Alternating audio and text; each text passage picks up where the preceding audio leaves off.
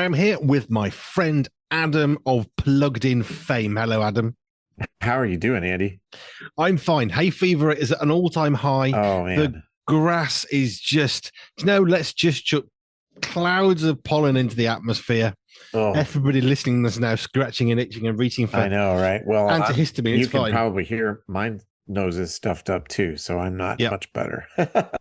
I absolutely adore where we live. The slight downside of living in the middle of farmland is you do get a lot of farmland pollen, but it's fine. It's part Yes, of God's beautiful creation. it is. It is. So, what should we Right. talk about today? Well, where do you want to go? Have we got books, CDs, movies, films? I mean, Well, I always like to start with the movie, mostly because I think that's what people might have the highest level of awareness of, and then we'll go in some different directions. So, here in the United States, we have all kinds of racing, and I think that there may be a Formula One event somewhere, okay, but it's not like it is in Europe, right? I mean, F1 in Europe is huge, pretty and big. now we have F1, the movie, which stars Brad Pitt.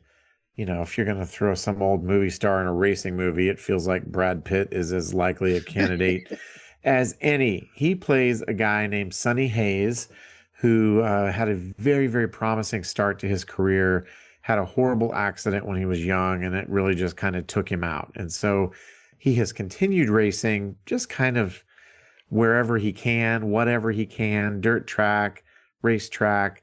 But he has an old friend named Ruben who has now come into possession of an F1 team, and it's not a very good team. And Ruben says, "Hey, we need some help. Why don't you come take one last shot at this 30 years after the last time you crashed out? And oh, by the way, we have a young driver named Joshua. We want you to mentor him as well." And so, it's a pretty standard issue sports underdog movie. It's not going to be a huge mystery where things go. If you like racing, it's a beautiful film. It was shot by or directed by Joseph Kosinski, who's not a household name, but he did Top Gun Maverick. He was the director of that. And so they really sought to, and people are saying that they succeeded at producing maybe the most realistic racing movie ever made. So it is intense, it's fast, there are lots of car wrecks, there's a fair bit of profanity. Definitely want to check out our full review as always before you go to this one. But if you like F1 racing, if you like Brad Pitt, not necessarily in that order, this might be something worth checking out for, older teens on up. I do remember watching something of the makings of one of the Bourne films with Matt Damon. And one of Yeah, the things they said about him, he was really good at not just doing what they said, but actually thinking just a bit further. So it wasn't just turn your steering wheel here, off you go. Yeah, there was that, but also right. there was sort of some feeling in there as well, which they said he was really good. And watching these stunt guys and these like specialists in drivers saying he's Yep. really good at this. Yeah. And I would say Brad Pitt really acquits himself nicely here. I'm not a Brad Pitt fanboy, but we got to give credit where credit's due. He fits the part, and he's an interesting character. Our reviewer Brett Eckleberry said it almost feels like a Western, right? That you have this gunslinger who is without a home, and he kind of wanders through the West and has these battles, and then at the end kind of just wanders off back toward the horizon as the sun sets. And so I thought that was an interesting comparison because I wouldn't have thought to necessarily compare a racing movie to a Western, but it has that kind of old schoolish kind of vibe to it.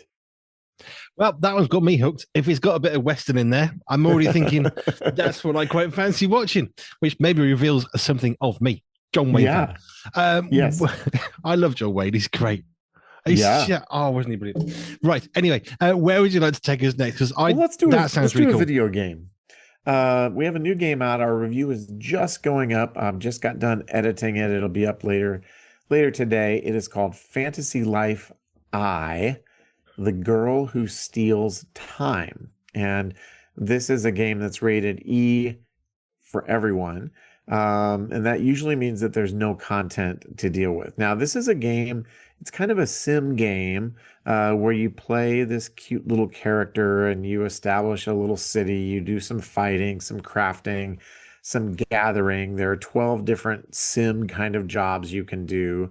And you can choose three kind of different characters. You can be a paladin, you can be a woodcutter, or a blacksmith. So I think just from a creative perspective, there are lots of entry points here. There is a bit of combat, and we do get some sort of sword and sorcery elements and some spiritual elements that have a vaguely Eastern feel to them. And different families are going to feel differently about that. I know there are a lot of Christian families that if you start talking reincarnation or elements of that ilk, they're going to be out. It's not over the top. It's not pushing a very specific worldview, but it has kind of a vaguely fantasy meets Eastern spirituality kind of vibe to it. So it's also, interestingly, even though it's aimed at kids, a casual playthrough, you might spend 40 or 50 hours here. And our reviewer, Bob, who said completionists, those who have to do everything,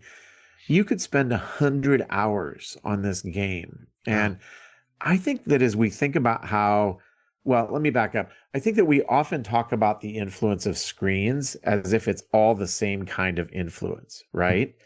But it's not. There's a big difference between playing a video game for 100 hours straight through versus watching a 30-second TikTok video, right? They're engaging us differently. There are different content and worldview concerns to be aware of. And so, we have this ongoing conversation about screen time, but we also need to be asking, well, what kind of screen time? And what are the unique things that as parents we need to be thinking about in terms of how too much, too little, short form video, long form games, how those might be influencing our kids differently. Even how we access those is different. That too. So Totally. my older two sons now access social media via computers. If I'm using Facebook, I detest it on a phone because it just takes you to adverts. You can't control anything. Whereas I use something called Facebook Purity, which means I actually get to see Facebook as I'd like to see it in the correct order, minus the adverts. And the thing is, it's much more enjoyable. It's much safer. I'm not getting all the rubbish that you don't want. And even how we access that digital content is important to factor in. Yeah. And I remember a time when we were sort of tipping away from desktop and laptop computers toward a bigger percentage of our traffic at Plugged In being on phones.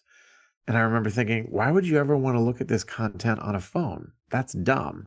And that was like probably 10 years ago, right? And now we're about 80 to 90% phone traffic and just a small sliver is on desktop.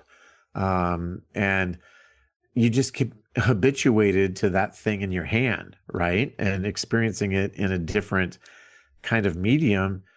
It's like, oh, wow, this is really different. I forgot what this was like. So you're exactly right. We do experience different screens in different ways. And there could be pros and cons both directions, both in terms of usability and the way that we interact with those screens. We don't put a computer in our pocket, but we do put a mobile phone in our pocket. And we carry that with us. And that's where we've seen, I know about the US, this is definitely on a tangent, but some of the mental health crises are because children are coming home from schools, colleges, universities. Oh, yeah. They come home and the bullying follows them. Yep. Whereas at least it used to stop at the school gate. And now it's carrying into their bedroom. Parents don't know about it. And we have this mental health nightmare that's going on. So parents, that's exactly right. Be aware of what your children are having fed to them as much as what they are trying to feed themselves with. Yep. So do we have time for one more? Or have Let's do one more. Tangented it off here. Yeah, I think we'll squeeze one more in. We'll make it happen. We'll squeeze one more in. So the last thing I want to talk about is Ironheart. And Ironheart is a Marvel superhero whom we met in the last Black Panther movie. Her name is Riri Williams, and she is sort of like a much less wealthy version of Iron Man. She is a brilliant inventor, and she is creating her own Iron Man armor, but she's mostly interested in making money to keep doing what she wants to do. and she kind of gets roped into helping some bad guys pull off a heist. So it's kind of got that anti-hero vibe about it. And there are lots of signs in the first couple episodes that, she's going to wake up and come to her senses and realize that she doesn't want to be a bad guy. But that hasn't happened yet. And along the way, that particular bad guy is a guy named the Hood, who is possessed by a demonic-like influence. So that's the first spiritual issue we have to deal with. And he has put together a group of bad guys that includes a cross-dresser and a trans character. And so the last, I don't know, maybe 6 months to a year or so, it feels like we've talked about that less with Disney properties, but this one has tons of that kind of content. So they seem to be leaning back into that. And, with all due respect to the broader conversation about those issues, I think there are a lot of parents that really don't want drag superheroes or drag supervillains in their superhero shows. And there's quite a bit of language here anyway. This is not a kids program. So there are other, more mundane problems. But I think on balance, we watched it and thought, oh, there are, I think, a lot of elements here that are going to quickly turn people off. It's like, I'm not interested in that. So that is Ironheart on Disney Plus. Adam, thank you as ever. And people can get all this information. You keep talking about these reviews. Where do they come to get it all? You can come to pluggedin.com, and we are a ministry of Focus on the Family. Adam, thank you. Have a fantastic rest of your day, my friend. I will do it. Thanks so much, Andy. Take care.